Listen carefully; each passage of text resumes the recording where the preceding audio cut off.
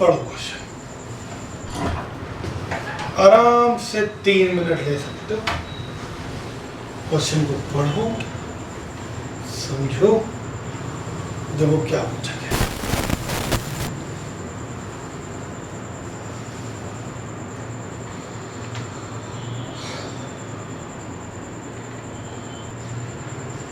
देखो, a resistor of 10 kilo ohm having a tolerance 10%। एक resistance है, अभी पढ़ोगे, जिसकी वैल्यू 10 किलो ओम है, और उसका जो परसेंटेज एरर, उसमें टॉलरेंस मतलब परसेंटेज एरर हो सकती है, वो 10% की हो सकती है। Connected in series with another resistor of 20 kilo ohm, series में जोड़ा गया है, दूसरा रेजिस्टर कितना है, 20 किलो ओम, हैविंग टॉलरेंस 20%, यानी उसमें जो परसेंटेज एरर हो सकती है वो कितनी हो सकती है, 20%। The tolerance of the combination will be approximately, तो रिजल्टेंट में जो टोटल आएगा इक्विवेलेंट इसका, उसमें कितना परसेंटेज एरर होगा, ये तो पूछा गया। ठीक, सिखाता हूँ।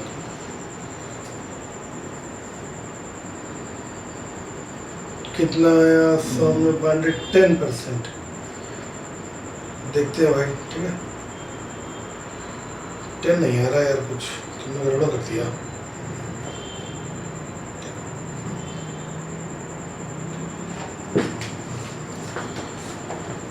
मैं बताता हूँ, देखो रेजिस्टेंस R1 कितना है, R1 है 10 किलो ओम, ये गलती लिख दो, ओम लिख दो, किलो ओम फालतू लिख के गलती लिख दिया। और इसमें जो परसेंटेज एरर है delta R1 upon R1 into 100, वो कितना दिया, 10% दिया, तो दिया। R2 जो दिया है, R2 वो 20 ओम दिया है, और जो इसमें परसेंटेज एरर हो सकती है वो कितनी दी है भाई, 20% दी है। ठीक, तुमसे पूछते हैं कि जो जब हम इसको सीरीज में जोड़ेंगे, सीरीज में, तो इसका एक इक्विवेलेंट आएगा, इनको सीरीज में जोड़ दिया। सीरीज वाला तो पढ़े हो गए यार भाई। जब सीरीज में जोड़ेंगे इन दोनों को, तो एक मान लो इनका RS इक्विवेलेंट, RS है R1 प्लस R2 को सीरीज में जोड़ेंगे।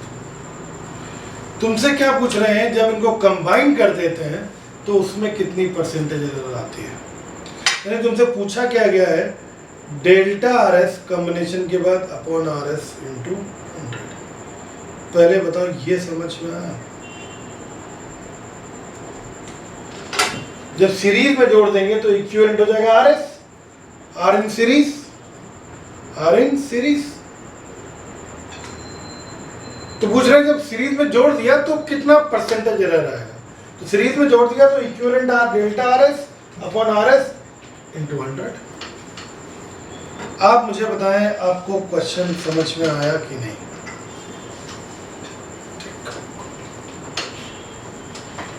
क्लियर हुआ, क्वेश्चन क्लियर हुआ। अब हमें देखो चाहिए क्या क्या चीजें। हमें delta RS upon RS into 100 चाहिए, delta RS upon RS into 100। RS तो हम डायरेक्ट निकाल सकते हैं, RS is equal to R1 plus R2, RS is equal to R1 plus R2 direct. तो RS is equal to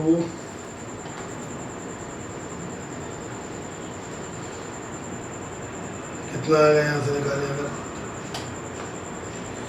equivalent, R1 कितना है 10, R2 कितना है 20, दैट इज 30। बोलो भाई।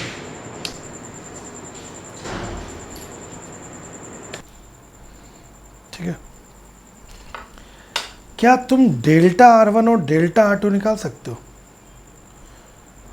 क्योंकि डेल्टा आर एस यहीं से देखो, अगर हमें डेल्टा आर एस चाहिए तो delta R S is equal to delta R one plus delta R two. भाई पूरे में डेल्टा कर दिया, delta R S is equal to delta R one. गलती है तो गलती जुड़ेगी, गलती है तो गलती जुड़ेगी। अब इस क्वेश्चन और पहले क्वेश्चन में, इससे पहले जो क्वेश्चन किया था, जरा पहले वाला क्वेश्चन पलट के देखो, उसमें इसके पहले वाले क्वेश्चन में डायरेक्ट डेल्टा आर वन और डेल्टा, ये जो मिस्टेक है डायमीटर की, डायरेक्ट दी थी। लेकिन इसमें कैसे दिए, इसमें डायरेक्ट नहीं दिए, नहीं समझ में आया ना। देखो इसके पहले वाला क्वेश्चन देखो, इसमें D1 की गलती डायरेक्ट दी है, परसेंटेज नहीं दिया, डायरेक्ट दिया। D2 की मिस्टेक डायरेक्ट दी है, तो डायरेक्ट हमने जोड़ दी थी। जबकि ये क्वेश्चन जो हम करने जा रहे हैं, इस क्वेश्चन में क्या ये डेल्टा R1 की मिस्टेक डायरेक्ट दी है तुमको कि परसेंटेज के फॉर्म में दी है? परसेंटेज के फॉर्म में दी है। R2 की गलती डायरेक्ट दी है कि परसेंटेज के फॉर्म में दी है? परसेंटेज के फॉर्म में दी है। और परसेंटेज के फॉर्म में दी है तो तुमको निकालना पड़ेगा, डेल्टा R1 भी निकालना पड़ेगा, डेल्टा R2 भी निकालना पड़ेगा। फाइनल आंसर में तुम कैसे भी लिख सकते हो, परसेंटेज के फॉर्म में भी लिख सकते हो और एरर लिमिट के फॉर्म में भी लिख सकते हो। हम दोनों में तुमको लिख सकते हो। लेकिन तुमको डेल्टा R1 और डेल्टा R2 चाहिए। डेल्टा R1 कैसे निकलेगा, यहाँ से देखो, वहाँ से R1 को मैं ऊपर ले जाऊँ तो डेल्टा R1 और करना, delta R1 is equal upon R1 कितना है 10 इंटू 100 इज इक्वल टू 10 है। मुझे डेल्टा R1 1 आएगा। ऐसे क्या है, यहाँ से डेल्टा R2 निकाल पाओगे? R2 कितना है 20,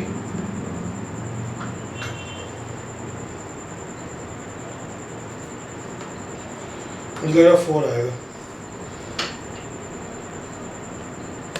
बोलो तो डेल्टा आर एस कितना आ जाएगा? Delta R S, delta R1 है 1, डेल्टा R2 है 4, 5 आएगा डेल्टा आर एस, 5 आएगा।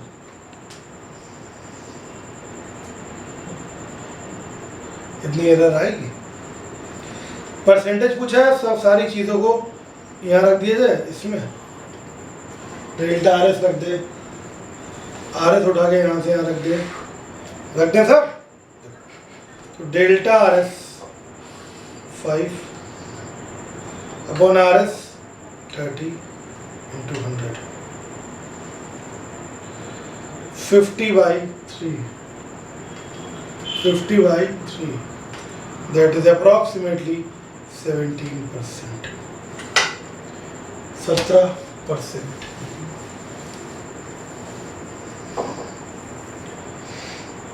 नहीं समझ में आया?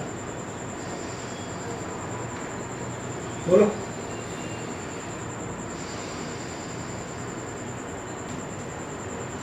हाँ, अगर इसी क्वेश्चन का आंसर एरर लिमिट के फॉर्म में होता, किस फॉर्म में होता? Error limit. जैसे अभी हमने किया था इतना प्लस माइनस इतना, तो क्या होता? जो रेजिस्टेंस में जो एरर लिमिट होती वो बताओ, total equivalent R S plus delta R S होता। तो आर एस कितना 30 plus minus delta R S कितना, डेल्टा आर एस कितना है 5। बोलो भाई, आर एस 30 और डेल्टा आर एस कितना? बोलो भाई, इस फॉर्म में लिखना होता तो 30 प्लस माइनस 5, और इस फॉर्म में लिखना है तो 10। परसेंटेज के फॉर्म में भी लिख सकते हो, एरर लिमिट के फॉर्म में भी लिख सकते हो। बस तुम्हें किसी तरीके से डेल्टा आर एस, डेल्टा इनकी वैल्यू चाहिए होती है। अगर डायरेक्ट जोड़ने या घटाने वाला चीज़ है तो जोड़ दो, घटा दो, बस इतना याद रखो। जो भी एरर है वो हमेशा जुड़ेगी। ठीक, एरर डायरेक्ट दी हो तो बहुत अच्छा, लेकिन अगर परसेंटेज के फॉर्म में दी हो तो फिर आपको सॉल्व करना पड़ेगा। डेल्टा आर एस की सॉल्व, डेल्टा आर एस देखो, R S is equal to R1 plus R2 है, और अगर इसमें गलती निकालनी होगी तो delta R S is equal to R1 वाले में गलती प्लस R2 वाले में गलती, क्योंकि गलती जुड़ती है ना, गलती ऐड होती है ना हमेशा, ऑलवेज गलती तो गलती है, हमेशा जुड़ेगी ना। ठीक, अब गलती अगर हमें डायरेक्ट पता हो कि इतनी गलती है तो हम फिर परसेंटेज निकालने की जरूरत ही नहीं थी। जैसे पहले क्वेश्चन किया था वैसे पहले वाले क्वेश्चन में देखो ये गलती थी, इसमें गलती 0.01 थी, इसमें गलती 0.01 थी, डायरेक्ट जुड़ के 0.02 आ गई थी। लेकिन इस वाले क्वेश्चन में डायरेक्ट नहीं दिया है, इसमें परसेंटेज के फॉर्म में दिया। तो परसेंटेज के फॉर्म में कैसे निकलेगा? R1 वाले में गलती कैसे निकलेगी? R1 दिया है 10, R1 रख दो 10 इंटू 100 इज इक्वल टू 10। ये कैंसिल होगा, 0 से 0, ये 0, डेल्टा R1 कितना आ जाएगा 1। ठीक, फिर डेल्टा R2 निकालना है तो R2 रख दो, R2 की वैल्यू कितनी थी? 20 थी, 20 रख दो इंटू 100 इज इक्वल टू 20। ये 0 से 0 कैंसिल, ये 0 से ये 0 कैंसिल, 2 ऊपर ले जाओगे 4 आ जाएगा, 2 ऊपर ले जाओगे ना क्रॉस मल्टीप्लिकेशन, 4 आ गया। तो डेल्टा R1 1, डेल्टा R2 4, तो डेल्टा RS कितना जोड़ना है ना, ऐड करना है ना, गलती 1 + 4 दैट इज 5।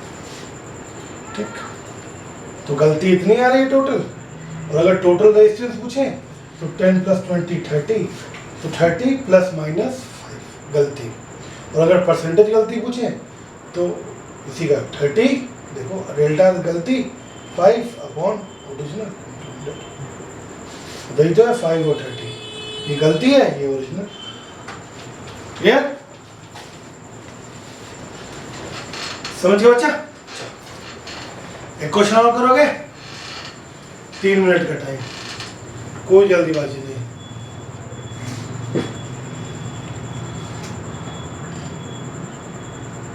करो।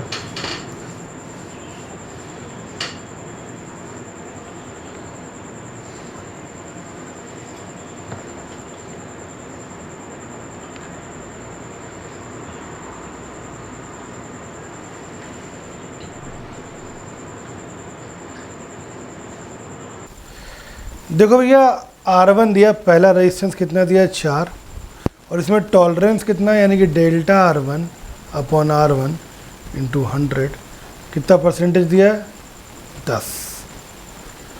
ठीक, और R2 कितना दिया 6, और डेल्टा R2 इसमें टॉलरेंस एरर कितना दिया है 6% का ना,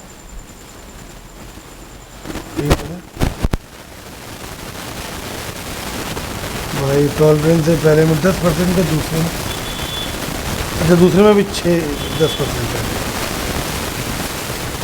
दोनों में 10 है ना।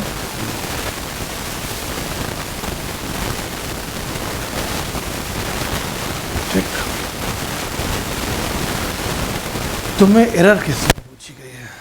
मैं बताता हूँ, चेक करना। एरर पूछी गई है कि दोनों को पैरेलल जोड़ दे रहे हैं।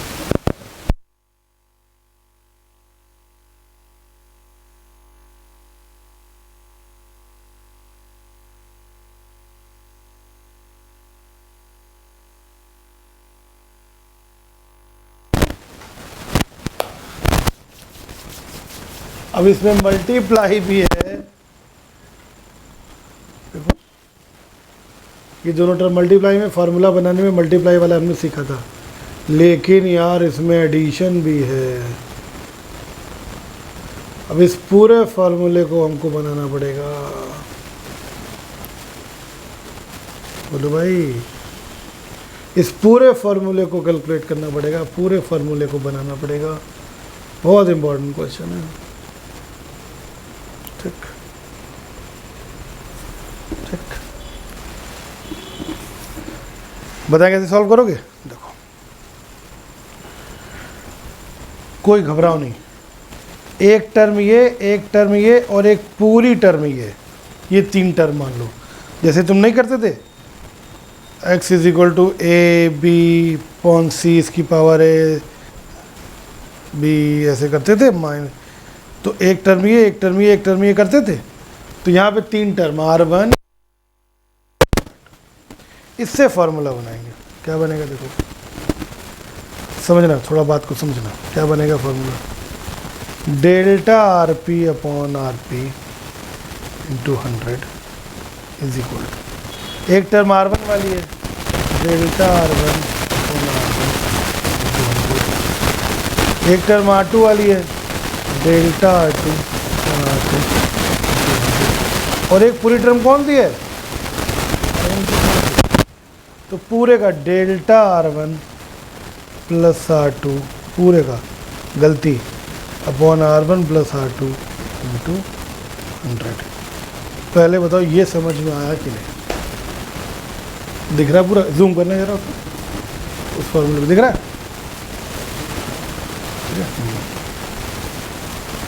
बोलो।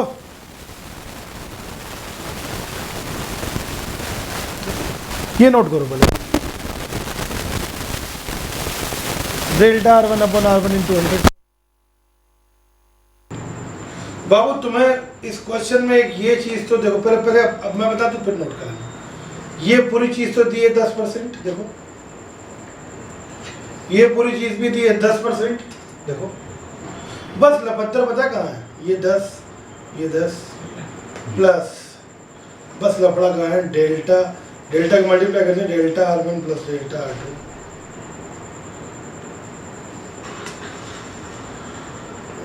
इसी टर्म में गड़बड़ है, बस ये टर्म किसी तरीके से निकल आए काम मिल जाएगा। बोलो, इस टर्म में भी देखो काफी का सहारा है हमको, R1 प्लस R2 निकाल सकते हैं आसानी से। ये लो, ये रहा R1, R2 कहने निकाल पाओगे, R1 है 4, R2 है 6, आ गया 10। बोलो बोलो, तो ये 20, अभी देखो ना लफड़ा कहाँ फंसा, delta R1 plus delta R2, R1 plus R2 भी आ गया 10। अब हमें चाहिए डेल्टा R1, हमें चाहिए डेल्टा भूल गया था,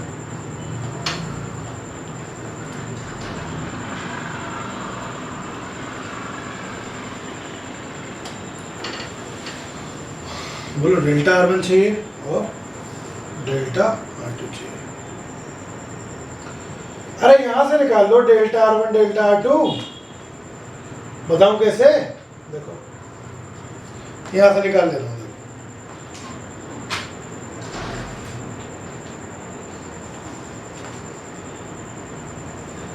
डेल्टा R1 अपॉन R1 कितना है 4 इंटू 100 इज इक्वल टू 10, एक 0 से 0 उड़ाओ, 4 ऊपर गया 10 नीचे आया, तो डेल्टा R1 0.4 आएगा, 4/10 दैट इज 0.4। बोला भाई, नहीं समझ में आया? डेल्टा R1 यहाँ से निकालो, R1 का वैल्यू रखो, R1 4 है, सॉल्व कर लो। ऐसे डेल्टा R2 निकालना है, R2 तो 6 रख दो, R2 कितना आता है,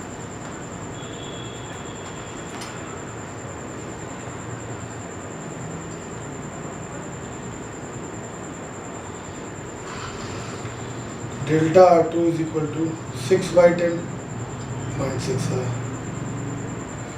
बोलो भैया, दैट इज 0.6।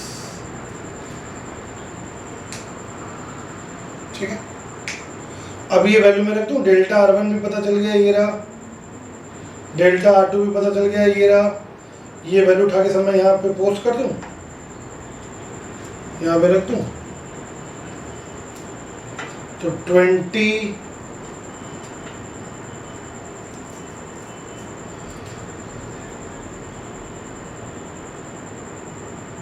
बताते हैं डेल्टा RP वाली, 20 plus delta R1, delta R1 कितना, डेल्टा R1 आया हमारा 0.4 plus delta R2 0.6 upon 10 into 100, एक 0 से 0, हमारा 20 0.4 0.6 1 हो जाएगा इंटू 10, तो ये आएगा 20 प्लस 10 दैट इज 30%। ठीक,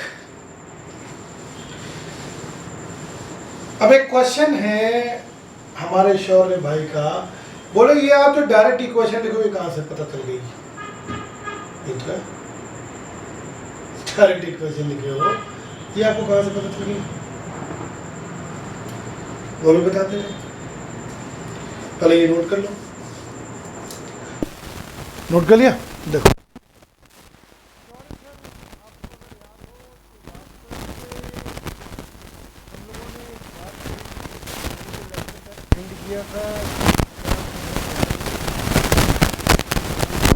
याद है पैरेलल कनेक्शन आर इक्विवेलेंट, याद है 1/r equivalent is equal to 1/r1 plus 1/r2।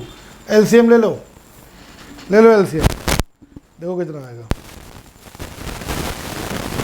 ऊपर आएगा r1 प्लस r2। एलसीएम ले लेते ना बच्चा, एलसीएम ना ले पाओ तो सीख लेना, कोई शर्माने वाली बात नहीं है। r1 r2 अपॉन, आ गया, श्योर सर, क्लियर है। r1 r2 upon r1 plus r2, ठीक है।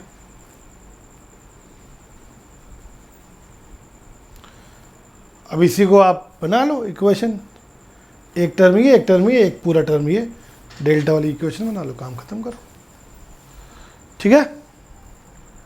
ये मैंने लास्ट टर्म पे बताया था आप लोगों को। अब ये जो क्वेश्चन हम लोगों ने कर लिए हैं, अब इसके बाद किसी भी लेवल का क्वेश्चन तुम्हारे एग्जाम में आ जाए, तुम चट्ट से मार दोगे। सब कर लिया हम लोगों ने, पूरे एरर में जितने टाइप के क्वेश्चन थे सब हम लोगों ने सीख लिए हैं, ठीक। आगे चलो, चलो सब आइए बात करते हैं, ये परसेंटेज एरर ख़त्म, डायमेंशन ख़त्म, आइए बात करते हैं सर डिफरेंशिएशन। थोड़ा मैथमेटिक्स का पार्ट है, कई लोगों को आता होगा, बहुत बढ़िया, जिनको नहीं आता थोड़ा सा सुनो, बहुत आसान सा पार्ट है, वो सीख लो। हाँ, थोड़ा सा उसके बाद, जब सीखने के बाद, जब 1D में उसका यूज़ करना है, आज मैं सिखाऊंगा, अभी मैक्सिमम मिनिमम निकालना है, तब फंसोगे, इसलिए हीरोगिरी मत दिखाना, आराम से सब लोग। आता है तो बहुत बढ़िया, जो मैं क्वेश्चन देता जाऊँ फटाफट सॉल्व करते चलना, नहीं आता है तो सीख जाओगे, फिर कोई दिक्कत नहीं होगी, ठीक। पूरी फिजिक्स में काम आता है ये portion, that is differentiation. Maths का पार्ट है इंटीग्रेशन का। चलिए ये बात करते हैं, थोड़ा सा समझिएगा बात को। देखो साहब, कहीं लिखा हो y is the function of x, y is the function of x, ऐसे लिखते हैं, y is equal to fx। अब इसको मैंने पढ़ा, y is the function of x, पढ़ने के बाद ऐसा लग रहा है, ऐसा अंतरात्मा कह रही है कि ये कोई बड़ी खतरनाक चीज़ है। y is the function of x, function तो अभी तक हम लोगों ने बस वही सब सुने थे, शादी का फंक्शन, मुंडन का फंक्शन वगैरह वगैरह। अब ये कौन सा नया फंक्शन घुस गया? नहीं, देखो actual y is the function of x को अगर हम, ये तो मैथमेटिकल लैंग्वेज है, इसको अगर हम सरल लैंग्वेज में पढ़ें, आसान भाषा में पढ़ें, तो कहते हैं the value of y depends upon the value of x, value of y depends upon the value of x। इसी को हम y is the function of x कहते हैं। मतलब क्या हो गया इजी लैंग्वेज में, value of y depend upon value of x। y का मान x के मान पर निर्भर करता है, इसी को कहा जाता है y is the function of x। आई बात समझ में? ठीक है। तो y is the function of x, the value of y depends upon the value of x। इसका मतलब ये है कि y की वैल्यू x की वैल्यू पे डिपेंड करती है, y का मान x के मान पे निर्भर करता है। बस कहने का तरीका है यार, कहने का तरीका क्या है एक्चुअल में ना, आजकल भाई यार फोकसबाजी का थोड़ा ज़माना ही है। ये फोकसबाजी वाली बात है, this is function of this, थोड़ा लगता है थोड़ा अच्छा पढ़ रहे हैं, थोड़ा सा बढ़िया पढ़ रहे हैं। अभी घर पे बात करोगे ऐसे कि y is the function of x, तो मम्मी पापा समझ, अरे वाह यार बहुत बहुत बढ़िया पढ़ाई कर रहा है यार, बहुत कठिन पढ़ाई कर रहा है। साहब जो दिखता है वो बिकता है, जो दिखता है वो बिकता है। आजकल सर मैं आपको बताऊं, मैं तो बताऊं, जब मेरे कोई रिश्तेदार आते थे तो मैं अपने सारी मोटी मोटी किताबें निकाल के बाहर रख लेता था। क्यों? ताकि इम्प्रेशन लगे कि अरे भैया बहुत यार पढ़ने वाला लड़का है, ताकि जाते समय ज़्यादा पैसे दे के जाएँ। हाँ मिलते हैं ना पैसे, रिश्तेदार जो लोग जब जाते हैं, कोई चाचा मामा आता है तो पैसे दे के जाता है, जितना अच्छा इंप्रेशन डाल सको सर, वही चीज़ें हैं, कोई बहुत कठिन चीज़ नहीं है। Y is the function of x, जैसे मैं समझाता हूँ तुमको। जैसे सपोज करो कहीं लिखा y is equal to x square, ये बहुत इंपॉर्टेंट पॉइंट है, बहुत बारीक बारीक बातें हैं। कई बार ऐसा होगा y is not a function of x, वहाँ फंस जाओगे। इसलिए हमारी बातों को बहुत ध्यान से समझ लेना, मैं बहुत बारीकी में जाता हूँ।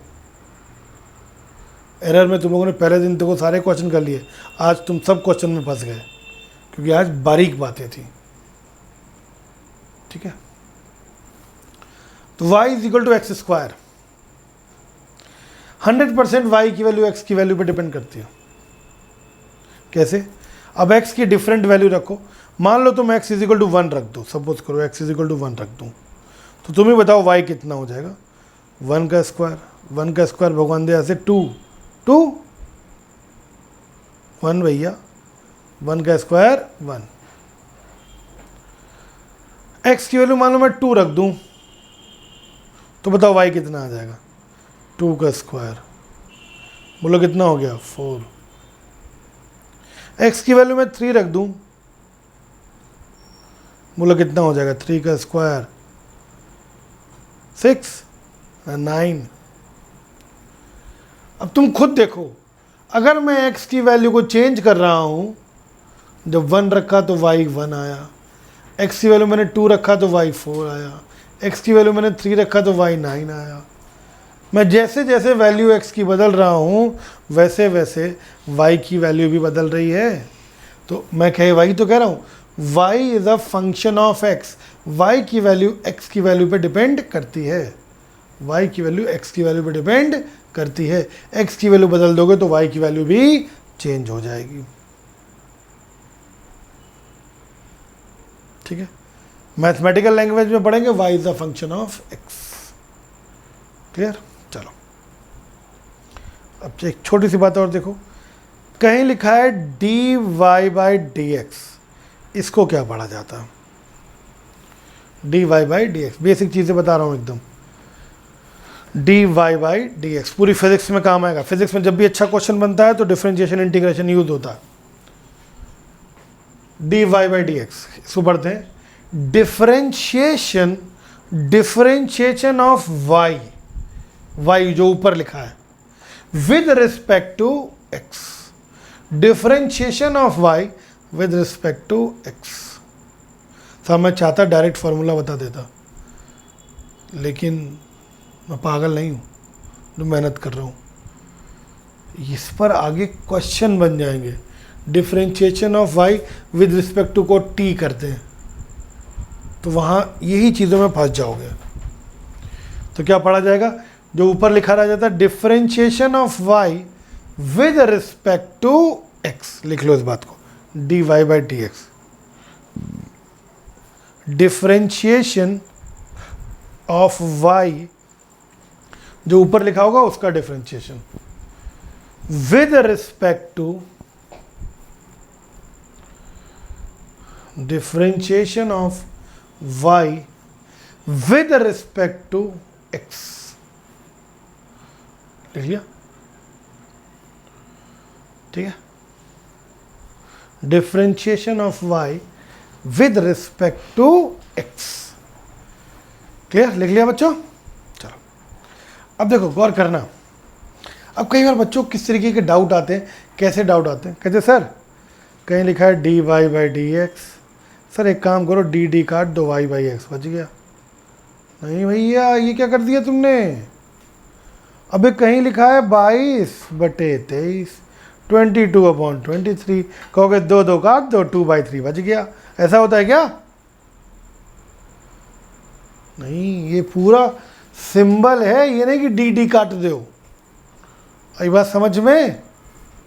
ये पूरा है dy by D x. Clear है भैया? ये नहीं कि ऐसे उड़ा दे हो गया काम खत्म। देख, ठीक है बच्चा? तो भाई अब इसको कैसे सॉल्व करते हैं, क्या होता है, आज इतना ही पढ़ाऊंगा, बाकी बातें